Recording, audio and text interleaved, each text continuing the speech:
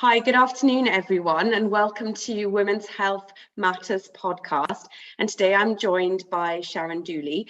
And on this podcast, hi Sharon, and on this podcast, it's all about helping women in all areas of their life.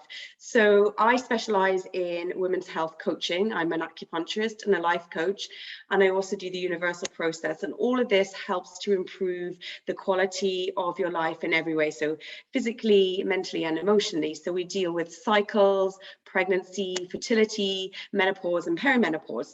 So I love having people talking about their different aspects of what they do. And I'm very honoured to have Sharon D with me. And Sharon's from Ireland's Got Curves. So welcome, Sharon, to this podcast. Also, I always forget to do this. Please subscribe to the channel or to the podcast links. I always forget to say that. Thank you for doing that as well. So again, welcome to this podcast. Please introduce yourself and let us know about Ireland's Got Curves. Thank you, Lucy, and hi everyone, and thank you for having me on and inviting me on to this great channel. As Lucy said, don't forget to see that red button down there, press it and subscribe so you can catch more of the videos when they come live. My name is Sharon D, known as Sharon D, and I suppose I spent 40 years of my life not feeling good enough, not feeling worthy enough, not feeling happy enough, because of my body, something that is so shallow to me now, but at the time meant everything. As a child, you see, I never, ever felt like I fitted in. I was too skinny, too tall, lanky. I was dark. I grew up in London in a white neighborhood. I was the only dark kid at school. And I just looked so different. I just did not fit in, and I wanted so much to fit in. Another reason was my mum's religion.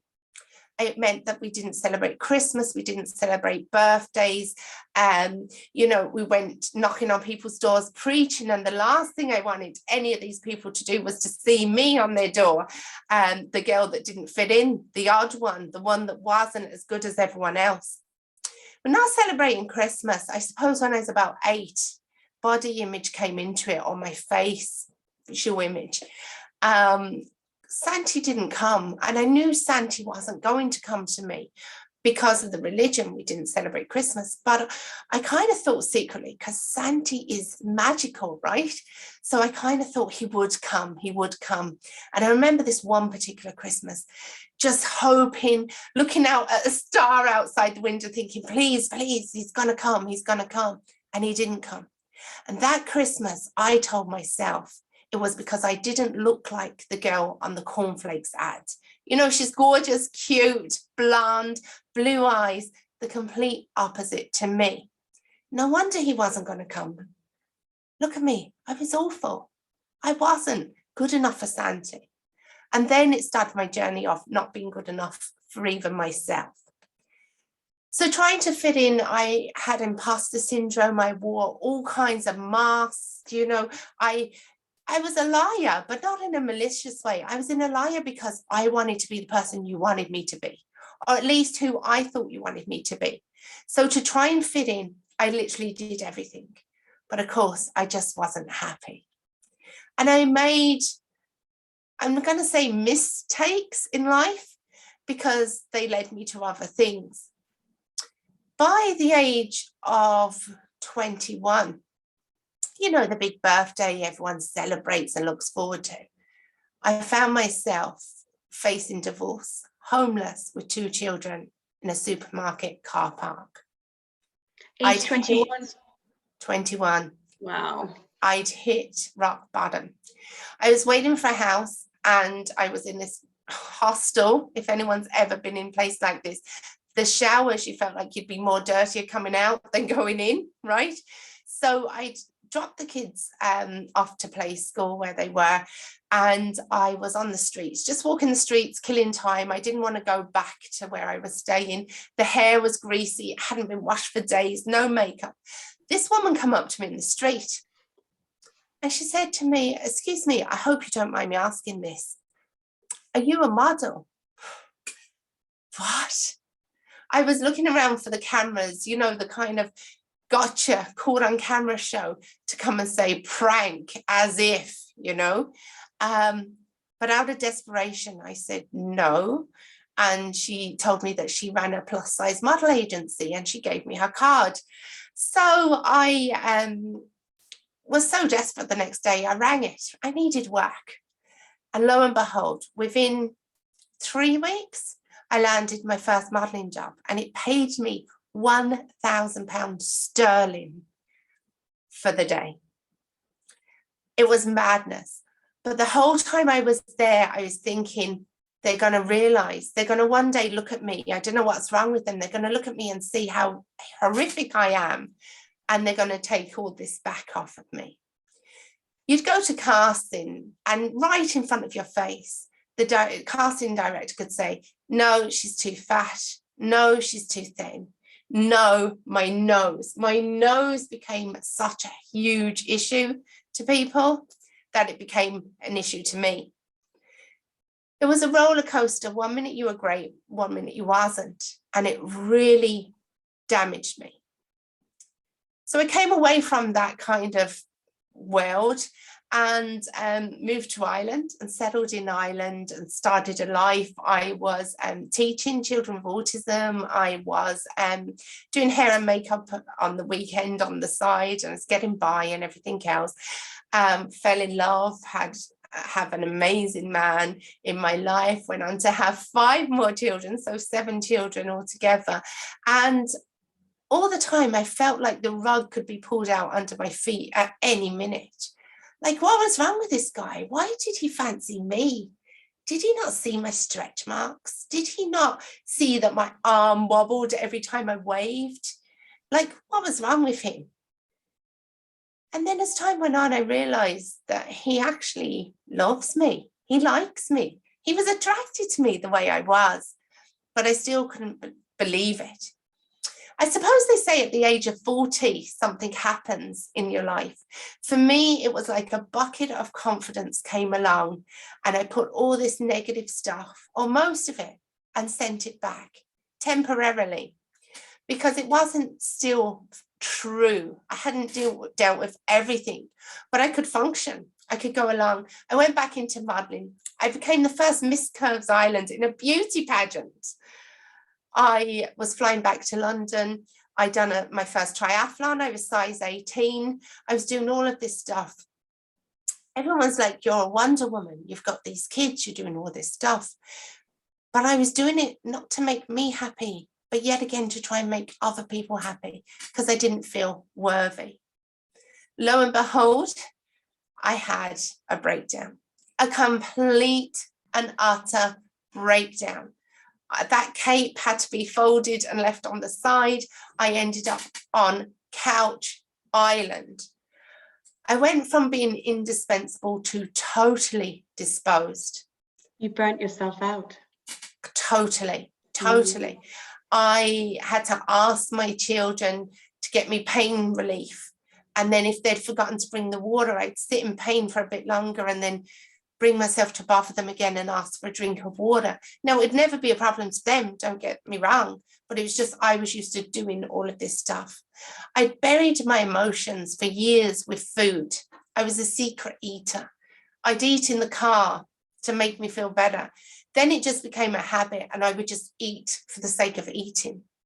I would literally be buying a packet of wagon wheels. And so I didn't waste them and throw them out. After the first 3, I would continue eating them just to get rid of them. And I'd hide the wrappers in my bra and come home and burn them in the fire. And it was as if it never happened. I was absolutely abusing my body because I didn't love it. I didn't appreciate it. So from the couch, I hit my rock bottom. I'd never really suffered with mental health problems before, even though my life wasn't, the most shiny. But I got desperate. I got extremely low. I went to the doctors and he offered me antidepressants. And if you want to, if you need antidepressants, if you feel that's your journey, I'm not telling everyone they shouldn't, but for me, it wasn't my story. It just wasn't me. And something in me clicked at that moment. I said, no, this isn't my life. This isn't how my life's going to play out. So I started looking at self-love. I started looking at all these things that I thought was foo-foo. I used to think yoga and meditation and journaling and all of this stuff was for people that had too much time or too much money. It wasn't for me. And I realized it was exactly what I needed. So I started my self-healing. I started my own self-love journey. And it took a while. It was very alien. Started with very, very small steps. Gratitude. What was your first step that you took? Gratitude. Gratitude was the first thing that I could do, and starting to be grateful because my body no longer went from a thing of disgust to look at to something that wasn't working. You realize how, I don't know the word for it, but you realize how insignificant your unhappiness with your body's looks are when your body's not functioning. So I went on to gratitude of how my body worked, what my body could do for me on any given day. By and by, I've been diagnosed with fibromyalgia. So I do have fibromyalgia, but it does not have me. But that was the start of it. So gratitude, journaling, spending time with myself. I started painting things that I had put off doing because I thought it wouldn't please others or I wouldn't be good enough to do. I suddenly started doing. I started looking after myself, my inner child, nurturing myself and finding out what I like to do. I started, in fact, putting me first. Wow, mind blowing, right?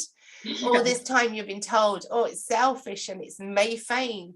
It actually is so selfish not to look after yourself first.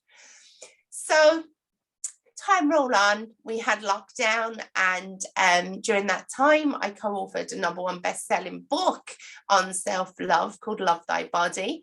And I started being invited on platforms like this, but all around the world, and doing webinars and different things at conventions, and telling my story and explaining how it worked. And now I coach people. That's one side of my business. But one thing I did start in 2017 was Island's Got Curves. And I started it as I'd modelled in curvy conventions in other countries, and I thought, this is what Ireland needs, let's do this in Ireland. And we've had a great time. We've had a party, we've had empowerment, there's guest speakers at it, there's catwalks up to size 36, we have lingerie on the catwalk, we have bridal, we have everything that you see looking on someone like yourself rather than looking on the one type of beautiful, gorgeous model, but the one type that we can't all relate to. Skinny. Yeah, and that's lovely. That's absolutely lovely, but we're not all the same. So I found myself when I was looking at clothes on other people, buying them and then not looking like that on me, and then wasting my money and leaving them in the wardrobe and never wearing them, then feeling upset about it, so comforting myself with yet another bag of biscuits, So it's all about helping people love themselves at every step of the journey. Whether I have another 2 stone to lose, that's not going to affect today how awesome I am, how amazing I am, and how I'm going to embrace every minute of this day. Look what's happened in the Ukraine. What a shock that everything could be taken away from people so suddenly. Our bodies are not tragedies. Things like that is tragic. And we really have to enjoy. Don't put off being in family pictures with your kids. Your kids are going to grow up. You'll have no pictures of you. You won't exist. Don't put off going to the swimming pool, enjoying yourself with your kids, having fun with your kids, or with anyone else, with yourself, your health, your swim club. I do yoga now. I don't mind doing yoga on the beach in front of people. I really don't care. What people think of me is none of my business. What's my business is what I think of me. So it's an amazing journey. And this year's Island's Got Curves is happening on Sunday, the 3rd of April. And it's going to be different. Because of lockdown, we haven't had it for 2 years. This year coming back is like, I feel like a guru. I feel like I'm a whole new enlightened person. So there's going to be so much more to this event. But as well as catwalks, fashion shows, pop-up stands, demonstration with Twerk Fit coming to teach us all how to move our booties. We have Zumba coming along. We have our plus size business awards. We have guest speakers. We have burlesque dancers. There's so much going on. So that's happening. It's just a really good, empowering day. No matter what size you are, we're not measuring anyone at the door. I love that. You've said some incredibly, I've been writing them down as you were talking. I think some really powerful things that I just want to repeat to you is that the fact that when you became sick, that you realized just how important your body was to you, not the way it looked, but the fact that you wake up in the morning, you can breathe, your heart's beating, you can eat, you can move, you can get in the car and take the kids to school. I mean, there are things that we just, or go to work, whatever it is that you do, they're things that we take for granted. And then suddenly when it won't go or won't move because of pain or illness, it is shocking, actually. That is massive. So I think, yeah, every day when you wake up, I would be fully with you on that one. Look in the mirror and just say, thank you, body, for working. I know it sounds such a, I would be very much in with my clients, and they all think I would say to them every night when I go to bed, I know this sounds kind of crazy, and I can't admit, I'm saying it on live on a podcast now, is that I always go, give myself a self hug and go, thanks, Lucy, I love you.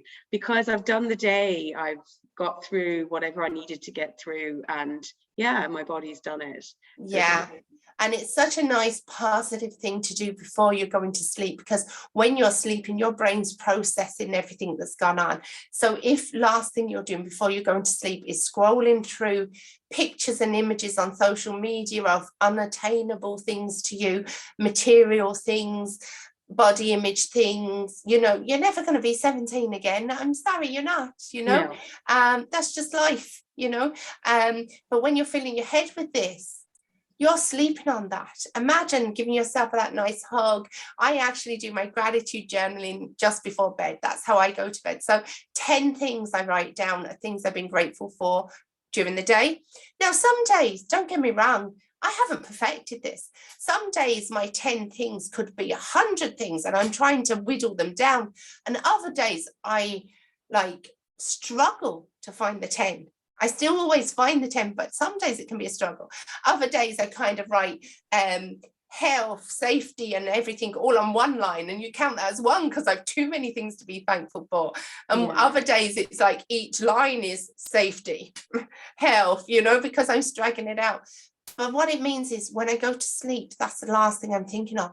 And the first thing I do when I wake up, I read my gratitudes from the day before. So as soon as I wake up, boom, thankful straight away.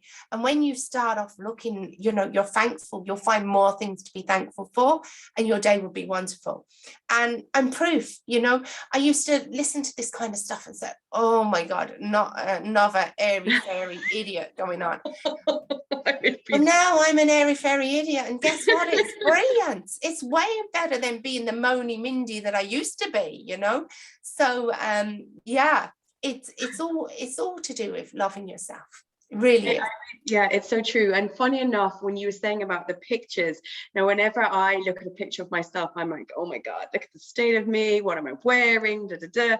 But then when you look back over those pictures, you're like, actually, I didn't look too bad in that picture. It's amazing. And it is true. Take as many pictures with your kids as possible, because you know, I had Hannah and James when I was in my 20s, and then Amber when I was 41. So my pictures of Amber, I don't look like as young as I did when I had Hannah and James. And I was really conscious of that in the beginning. Whereas now I'm just like, she's still my daughter, and she'll still want these pictures of me and her. You know, I'm just laughing because I have a James and an Amber as well. But yes, absolutely. And the funny thing is, nowadays, before I used to take pictures, right, and I'd give someone the camera and say, take it again, oh no, delete it, take it again, Now, if any of you want to take a screenshot of me like this, go ahead, post it, I don't care, right?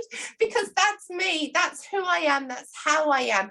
I want people to remember the real authentic me. Now, I do wear makeup, don't get me wrong, I do brush my hair, I threw on a top because I was wearing a baggy hoodie before this, you know, I still take care of myself and present myself the way I want to be presented. But so what if you get my side profile of my nose? This nose actually belonged to some incredible people in my history, in my family. And when I learned that history and saw that I had that nose, it's bloody amazing. I used to hate this nose, but now I'm honored to have their nose because they were incredible people. It's all about working on yourself. This doesn't come overnight. I didn't take a magic pill. I'm not going to say, come to Island's Got Curves on Sunday, the 3rd of April, and you're going to wake up Monday, the 4th of April, and all your worries are going to go away. No, they're not, you know? I always, sorry, I'm interrupting you. I always say that, you know, the way I use fitness as an analogy. So, you know, if you go to the gym one time or you go for a walk or run or whatever it is you do, that one time is not going to keep you fit for life. You have to keep at it all the time. And there are days, and even myself, I would be, you know, generally a happy, bubbly person, but there are days there when I'm not. And it's just going with that flow and knowing that it's okay to have a day when you're just not okay. But if you're, you know, if it gets better the next day, that's important. And it's about, I think, having the tools that when you're having them days, you recognize what's going on and you have the tool belt, like, of different tactics and different things you can do to bring yourself back and bring yourself on and bring yourself moving forward. With my coaching clients, I run a 6-week course. At the end of that 6 weeks, I don't really want to see my clients again. Not on a coaching basis, because during them 6 weeks, I hope that I've given them enough tools that they can recognize things and know how to deal with things, how to start focusing on the positivity, how to celebrate their wins, I'm not going to give away all my tools because I do courses, right? But there's so many things that you can do to shake that off. And as you say, some days you may not shake it off, but thankfully I haven't had a day yet that I haven't been able to shake it off. But I'm not ruling it out. It can happen, you know, but it's all about controlling. You know, I got very down, as we all did, with COVID, with the war in Ukraine. I mean, you know, all of these things you're hearing, especially like I'm on radio now, so I read the news, and as you're reading it, you're like, oh, I didn't really want to be listening to this, you know. So it's amazing what you can do and how you can limit yourself. I now limit myself to the news once a day where I can help it. Once a day. I'm not going to keep looking in. I got drawn into looking at these videos of people, and yes, people are suffering. Yes, I've done a donation. Yes, our Island's Got Curves. I need to actually contact to see where I'm going to do, but we'll do some kind of a collection, monetary collection there, and maybe people, you know, it can get used on the ground immediately. That's what my aim would be. But I'll do what I can. But other than that, I can't fill my day just filling my head with it the whole time, because I can't function. I couldn't, if I was doing that, I would break down. I wouldn't be able to run Island's Got Curves. I wouldn't be able to do a collection, and I wouldn't be able to send money out to help them. So it's about, you know, being wise with your mind. Yeah, and I think in that instance, if everyone, like I did, I went to Aldi and PJ's work, were doing a collection of stuff. So I went in and I just grabbed shampoo and nappies and baby wipes and whatever, you know, products needed to go there. We just did a big box and sent it. So I think if everyone does their part like that, and lots of people are, you know, and offer what we can, then if everybody's doing that, it's a massive thing, isn't it, that's what they're doing. So yeah, my heart goes out to those Ukrainian people, the ones that are here and ones that are there as well. I really do think about them. So how, going back to you, when you realized that you were kind of having this breakdown, burnout, how did you decide then to kind of, as you say, go for the woo, do meditating, start the gratitude? What triggered that? What influence in your life made you look at it at a different way? Well, as I said, Lucy, before, I had never had mental health problems. When you're in chronic pain, day in, day out, when you're relying on people to get things for you, when you're used to getting for them, you begin to feel useless and worthless. And a trigger warning here, 3 times I wanted to take my own life. Never happened to me before.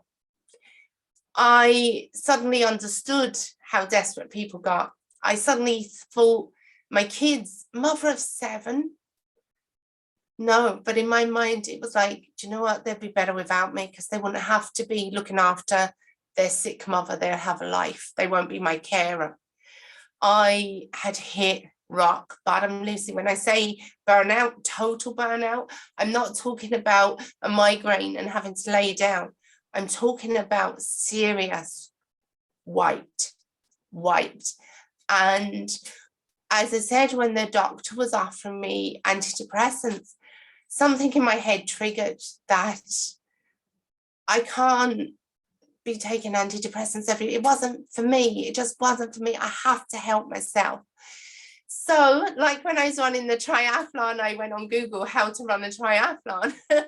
This time I Googled, and Google's very dangerous, by the way. You need to kind of have sense when you're Googling. I kind of Googled my situation, fibromyalgia, what to do. Now, a lot of it was doom and gloom. You're in pain forevermore. Your life is over. And again, that wasn't my story, and I couldn't be listening to that. So I'm a problem solver. So I was looking for the cure. People will say there's no cure to fibromyalgia. I was in pain 90% of the time. Now I'm in pain 15% of the time.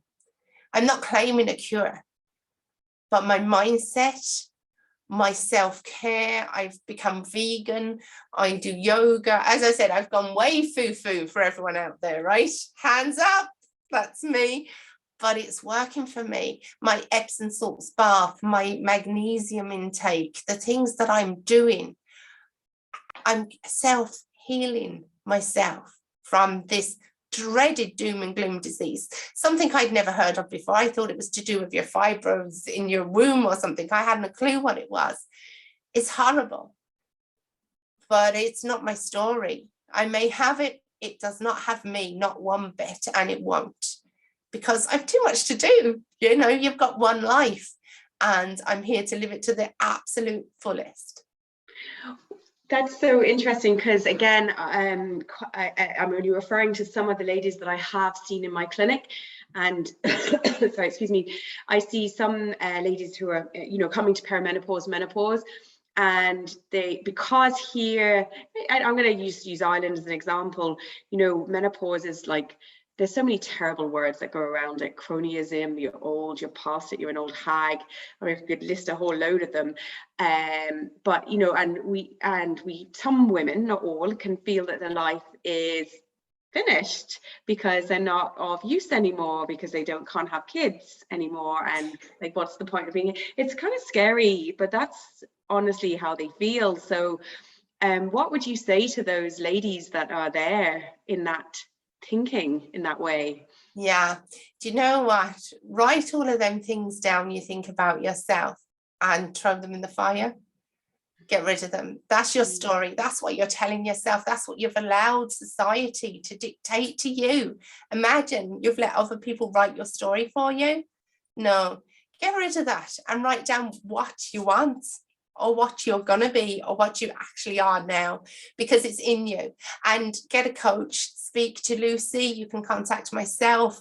We can work this through with you. This isn't, you have to stay in your own lane. You can't be focusing on other people's stories. With the fibromyalgia, if I was focusing on other people's stories, and for them, they're very real, they're absolutely real.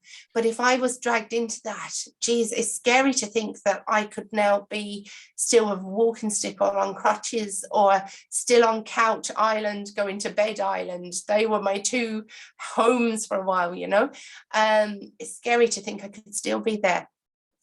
But that wasn't my story. I've one life, and you have one life. What do you want to do with it? Let's write it down and get rid of that old story and, cocoon, butterfly, whatever you want to call it. Geez, I've got a really foo-foo, but yeah, it's not your story. It doesn't have to be.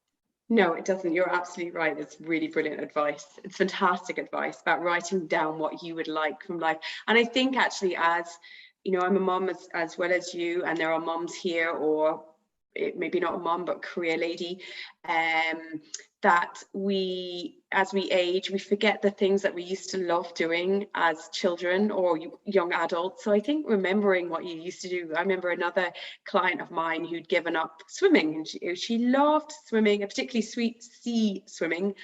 So I was like, why don't you do it again? She's like, I never thought about it. So she went back. It was kind of like, yeah, just do it again. And she did. She started sea swimming and she loves it. And that's now part of her routine, is to go swimming in the sea.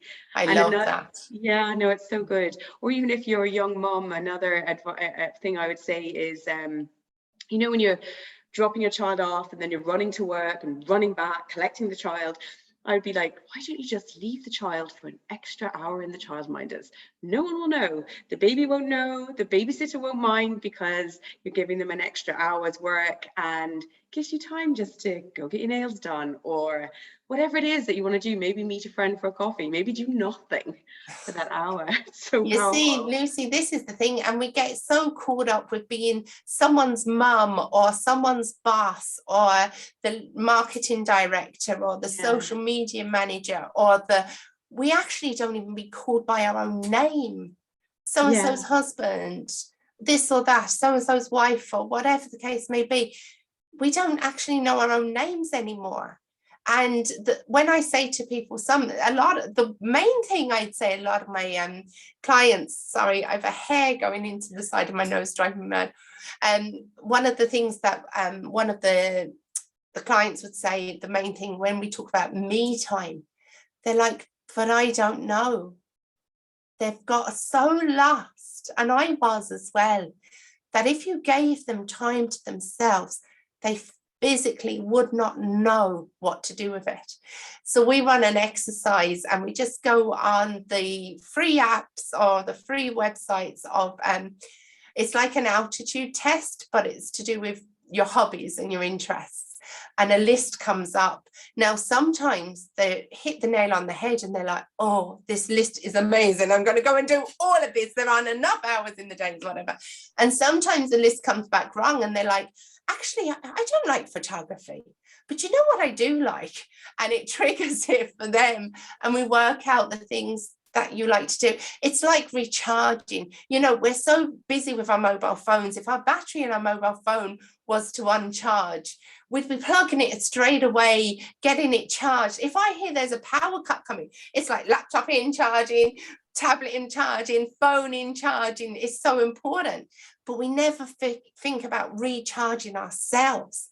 And how much better do we perform when we're in good form, when we've fulfilled ourselves? I always book myself in, because when I book myself in, I can give to others. I wouldn't be here talking to you today if I hadn't looked after myself first. No, you wouldn't. You absolutely wouldn't. No. And I think that's what we need to do is schedule that time in the day where you have your hour, your own power hour, where you can just do whatever you want in that hour, whether it's lie on the couch, whether it's go for a walk, whatever it is, doesn't matter. It can be anything. Yeah, it's powerful. It is really, really powerful. So I have to ask this question, going right back to the beginning of your story, because my heart was going out for you when you were 8 years old and you didn't have Santa. Do you have Santa in your house with your children? Was it something you brought in? Yeah, so as soon as I was 16, I actually left the religion that my mom was in and followed the worldly ways. So we have Christmas, we have all of that. Yeah. That's cool. And yeah. But at the same time, yeah, it's sad, right? It is sad. But it taught me a lot about resilience. It taught me a lot about, learning no. Dare I say, we try to make it so nice for our children nowadays that we try and give them everything and please them and please them and please them. I was somebody that learned how it was not to get hardly much that I wanted at all. And it gave me that sense of strength. There's a huge strength. I mean, imagine being at school and pretending. I remember one year saving up money when, okay, it was illegal back then, but I used to do a paper round when I was very, very young in London. I mean, gosh, when you think about it now, I think, the shop and everyone around me would have been put in prison because of health and safety. But I actually had my own paper round, and coming up to Christmas, I'd put some money aside and I'd sneakily go and buy a packet of Christmas cards, because I felt so bad at school. It wasn't the fact that I was getting Christmas cards, but it was the fact that I wasn't giving them back. Because remember, I wanted to please people, I wanted to fit in. So there was nothing worse to me than not returning a Christmas card if someone had given it to me, all these kind of coping mechanisms I learned very quickly, and some things damaged because I chose them to. If I was growing up in a country or in a community where there was maybe more, say, Muslims or more whoever doesn't celebrate Christmas, it wouldn't have been a big deal to me not to celebrate Christmas. It was just that I was the only one. So I felt I stood out really badly, I'd actually like to, I mean, it doesn't really matter, but out of curiosity, I'd love to speak to some of the people I went to school with and see what they actually thought of me as a child, whether what I thought everyone was thinking of me was right. I was very tall, I'm 6 foot tall. So as a child, the teachers would always put me in charge of the class. My peers must have hated me. I must have been the biggest pain in the ass. No wonder no one liked me. I mean, it was all set up to fail, really, let's be honest. But was that your perception? Do you know the way, I remember getting asked to do this exercise and I was like, oh, there's just no way I can do that. But it was to ask people what they thought of me. And the replies I got back, I was reading and I was like, really? You think this or this? And I was going, I think none of those things about myself. It was such a powerful exercise. All the things that I would have thought, not one of them was written about me. So and that's why I said that in a way, out of curiosity, I would love to be able to say to them, like, what did you think of me as a kid? But at the same time, it's by and by now, it's not exactly, it was my story and it's not my story anymore. It was just, as I said, how I felt as a child, I'm sure the whole world wasn't out to get me, I'm sure Santi would have, if he saw my heart breaking, would have found something to put in my stocking. I remember leaving a sock at the end of my bed because I didn't have a stocking. Just hoping, please, Santi, come. Gosh. But also, I just want to say this because, no matter your parents, who they are and stuff, we always learn really good things from our parents. We really do. And we also learn things that we don't need from our parents. So I think that's, I really wanted to say that because your mom believes strongly in her religion. Oh, yeah. That's Mum was totally doing the right thing. She was saving me, she was absolutely doing the right thing. And myself and my mum have an amazing relationship. Like, I, would have considered her my best friend, like after I had grown up, and it's not a reflection on her at all. It was just the religion she was in. So she was doing the right thing by teaching me the right thing in her eyes, so just because I've grown up and decided that's not the right thing for me, it's still the right thing for her now, so absolutely, yeah. Well, she gave you the strength. Look, when you were 21 and you picked yourself up with your 2 kids, you did your modeling, okay, you again, you learned that lesson that modeling had the positive and very negative sides to it, so you recognize that, and that and again, it doesn't matter your size. You can be too thin, too fat, too tall, too blonde, too pale. Because I know my nephew does acting, and my sister said to me that he didn't get a role because his cheeks were too rosy. I'm like, oh my God, like, how can you not get a role because your cheeks are too rosy? Yeah. That doesn't. And it is, you have to be very strong in that industry. But the way I look at it was, from there, I put myself through college and I bought my first property as a single mom with 2 young kids.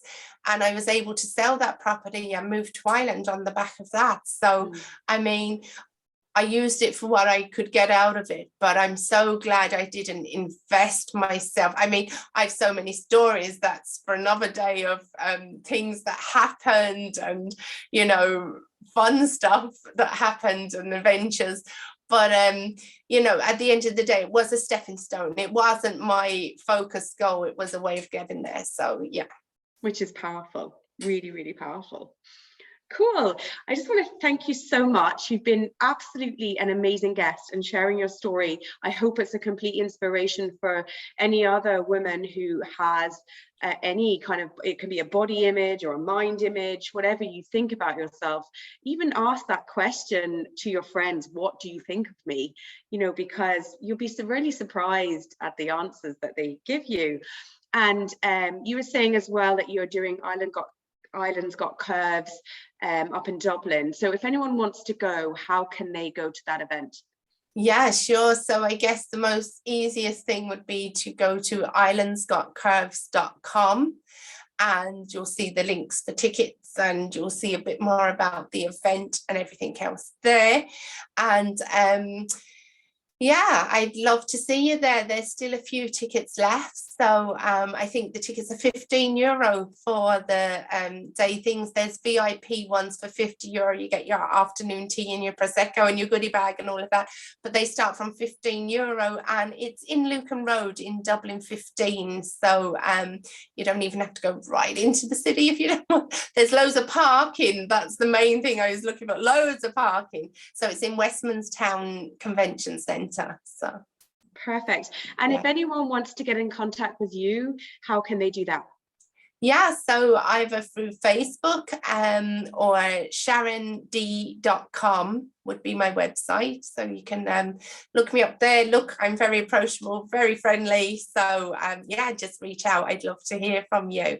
And I want to encourage you to please support Lucy and subscribe to this channel, because, you know, it's a building channel and it's a really good, exciting channel. I've been looking over it and highly recommend. If you don't know what to do during your me time, put the podcast on, put the earbuds in, go for a walk and have a listen to Lucy. So do that right now. Click that button. Okay, thank you so much. Thank you. You'll have to come on again. Okay, thanks so much. Bye, everyone.